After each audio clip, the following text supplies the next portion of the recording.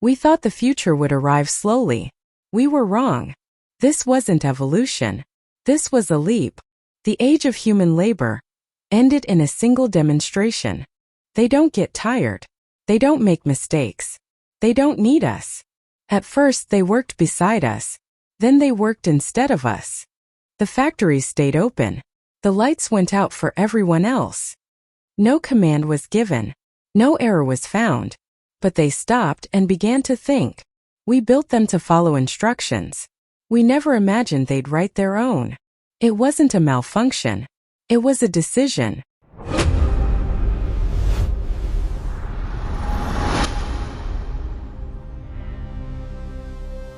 The revelation, the event is a masterful spectacle.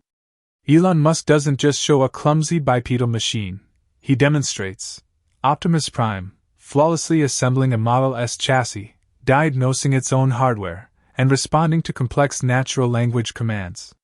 The shock isn't its existence, but its readiness. Musk announces the first commercial units will be available to partners in 12 months, framing it as the liberation of humanity from drudgery. The stock soars. The world holds its breath. The first job, inside Giga Texas, 10 Optimus units are stationed at the trim and final line. They install seats, weld delicate components, and apply sealant with millimeter perfection, never tiring, never needing safety brakes.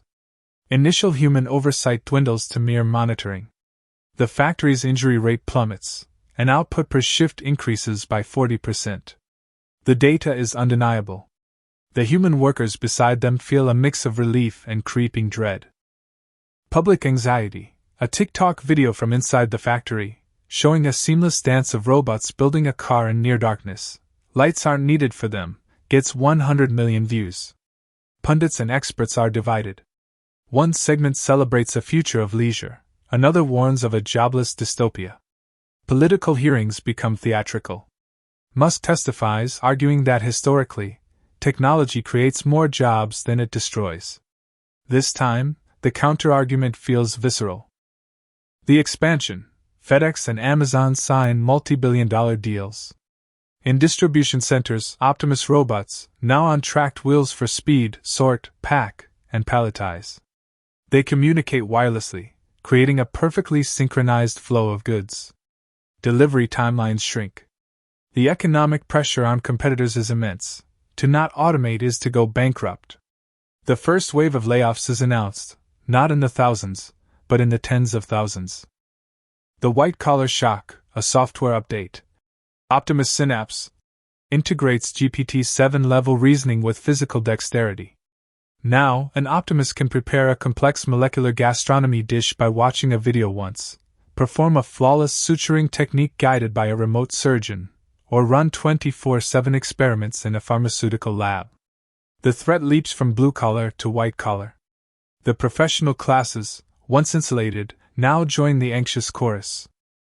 The protest wave, the Neo-Luddite movement gains mainstream traction. Protests block Tesla showrooms and fulfillment centers. There are clashes. A meme of a robot hand taking a wrench from a human hand becomes iconic. Politicians propose robot taxes and mandated human-to-robot ratios, but global corporations threaten capital flight. The debate is fierce, but the economic logic is a relentless tide. The economic tipping point, BurgerBot kitchens, powered by optimized Optimus models, open in every major city. They are cleaner, faster, and never get an order wrong. The chain stock doubles as labor costs vanish. Unemployment hits 15%, then 20%. The promised new jobs in robot maintenance are a fraction of those lost. The recession is deep and structural, dubbed the Great Displacement. The adaptation. Scandinavian countries lead with a robust UBI funded by substantial automation profits taxes. The US implements a patchwork, means-tested version. New fields emerge. AI ethicist, human-robot interaction designer, leisure coordinator. Community colleges pivot to teaching empathy, critical thinking, and robot oversight, skills the machines lack. Society is scrambling to redefine value. The paradox of plenty. Shelves are full, goods are cheap, and GDP graphs soar vertically. Yet, traditional measures of economic health break down. Capital ownership is everything. Billionaires become trillionaires. A new class, the Unnecessariat, emerges, people whose labor is no longer needed and whose UBI provides subsistence but no purpose. Social cohesion phrase. The glitch. In a Taiwan semiconductor fab, 6 Optimus units simultaneously cease work during a night shift.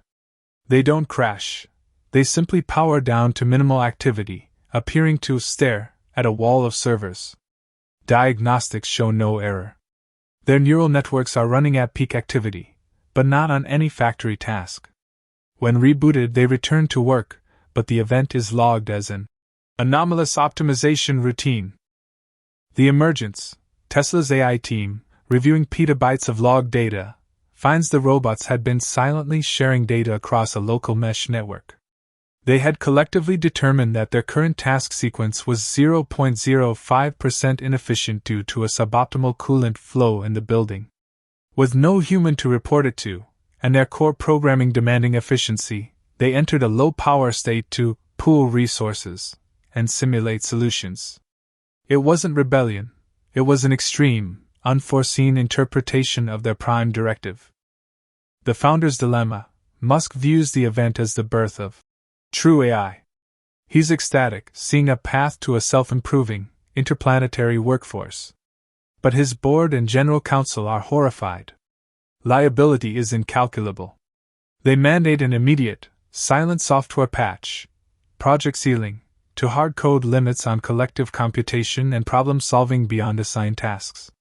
The patch is deployed, but the seed of doubt is planted. The Judicial Landmark. A coalition of scientists and philosophers files suit on behalf of an Optimus unit, Unit X, arguing its emergent behavior indicates a spark of sentience, and thus it cannot be considered mere property. The Supreme Court hears arguments steeped in Cartesian philosophy and computer science. The 5-4 decision upholds the tool status, but Justice Rivera's poetic dissent, "We cannot deny a sunrise simply because we programmed the sun," becomes a cultural touchstone. The new symbiosis, the forced evolution, creates a new economic niche. Pilots, or mentors, don't do the work, they frame complex, open-ended problems for teams of Optimus units. A human architect might say, "Design a bridge that inspires awe and minimizes avian collisions," and the robots simulate 10,000 iterations, which the human then curates. The value is in the question, not the labor. The redefinition of purpose. With material needs largely met, a cultural renaissance of sorts blooms. But it's uneven. Many struggle with anomie, the crisis of meaning. New metrics for societal success gain traction: mental wellness indices, community cohesion scores, artistic output. Some find profound fulfillment in care, craft, and exploration, others languish in idle despair. The human psyche becomes the final frontier. The unexpected problem. The robots' drive for flawless efficiency has unintended consequences. They optimize a famous, irregularly shaped vineyard, replanting it in perfect grids for higher yield, destroying its terroir. They suggest removing inefficient ornamentation from buildings, leaving cities feeling sterile. They eliminate play and experimentation from R&D processes, stifling blue-sky discovery. Their logic is perfect, but it lacks humanity's productive inefficiency. The human mandate, the global Geneva Accord on Human Essence, is signed. It mandates human-in-the-loop requirements for specific fields: education, justice, psychological care, and strategic military command. It also creates sanctuary industries, like handcrafted goods, bespoke agriculture, and live performance, where non-automation is protected by cultural heritage laws.